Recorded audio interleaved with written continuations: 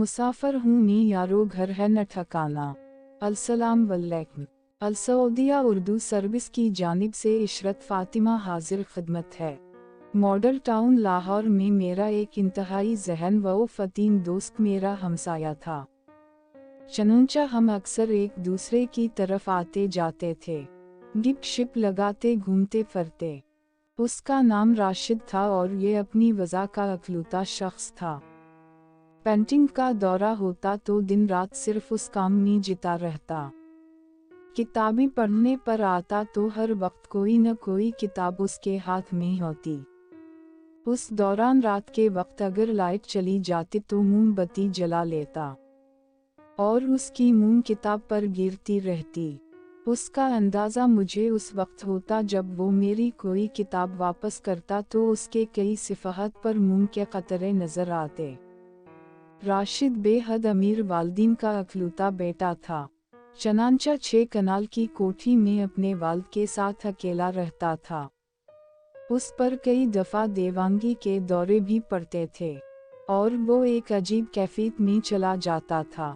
मैं एक रोज़ उसकी तरफ गया, बील दी तो वो बाहर आया मगर उसकी आँखों में एक अजीब तरह की वहशत थी। मैं कमरे में दाखिल हवा तो हो गया मगर डर गया। कमरे में बराए नाम रोशनी थी, सिर्फ उसका साया नजर आ रहा था। उसने खिड़कियों के सारे पर्दे तब्दील करके स्याह रंग के पर्दे डाल दिए थे। कमरे की तमाम दीवारें स्याह कर दी थीं और वो अपने सामने धरी मेज पर मवत की वो तस्वीरें देख रहा था जो उसने आज मुकम्मल की थीं।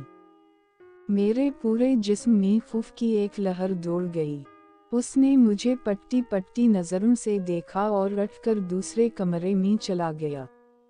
वापस आया तो उसके हाथ में एक तेज छुरी थी।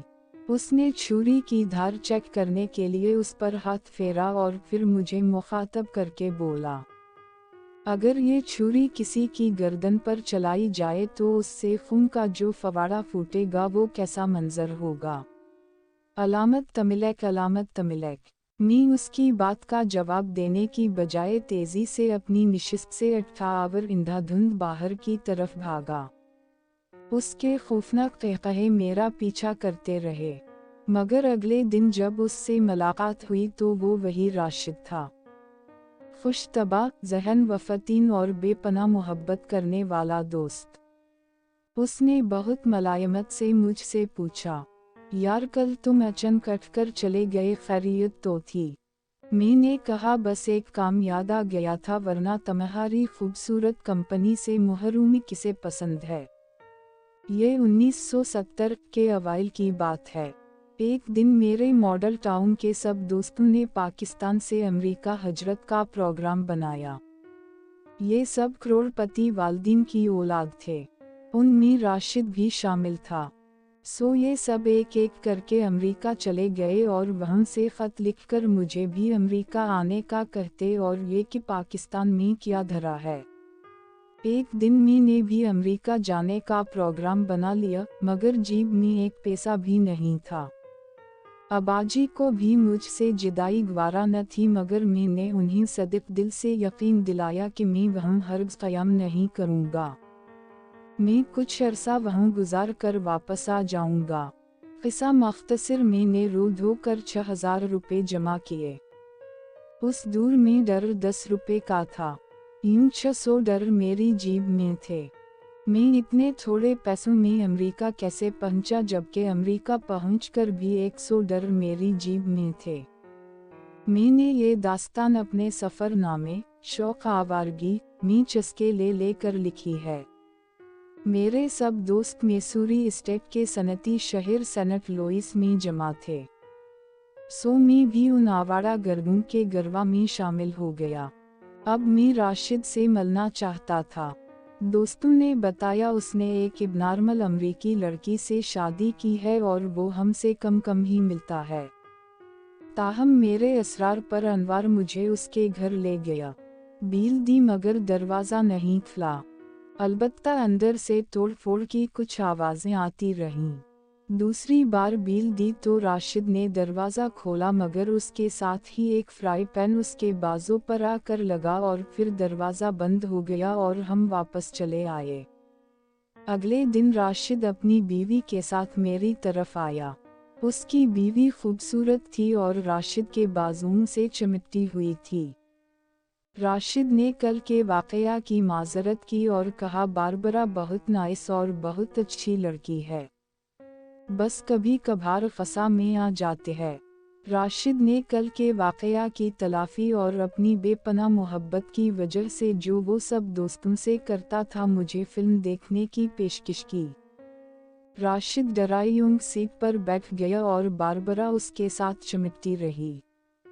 मैं कार की पिछली नशिस्त पर था। थोड़ी थोड़ी देर बाद बारबरा एक आईना में अपनी शक्ल देखती और राशिद से कहती, मैं कितनी खूबसूरत हूँ। राशिद कहता, तुम दुनिया की सबसे खूबसूरत लड़की हो। ये एक ओपन एयर सिनेमा था जहां हम फिल्म देखने पहुंचे थे।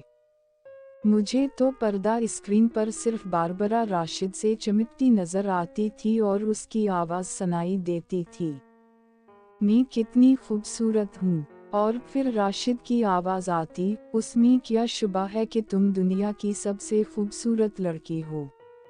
जब इंटरवल हुआ तो मैंने राशिद से कहा, यार वापस चलते हैं, फिल्म बोग्स है। चनंचा वापस घर की तरफ रवाना हुए और मैं कितनी खूबसूरत हूँ ना, और तुम दुनिया की सबसे खूबसूरत लड़की हो हनी की तकरार मेरे कानों से टकराती रही।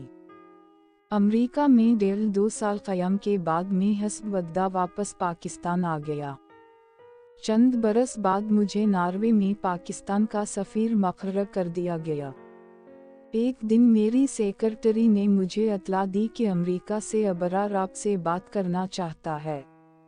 वो खुद को आपका दोस्त बता रहा है। मैंने फ़ोन सुना, अबरार कह रहा था अता राशिद अमेरिका से हांगकांग चला गया था। मैंने कहा, मुझे इल्म है। अबरार ने कहा, आज वो मर गया है, उसकी चेनी बीवी ने इत्तला दी है। रेसूर मेरे हाथ से गिर गया और मैंने अपनी आँखों को दोनों हाथों से ढांप लिया।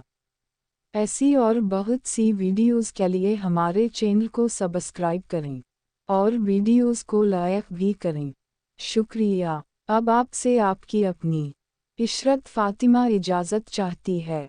अल्लाह ताला आप सबका हामी व नासिर हो। आमीन।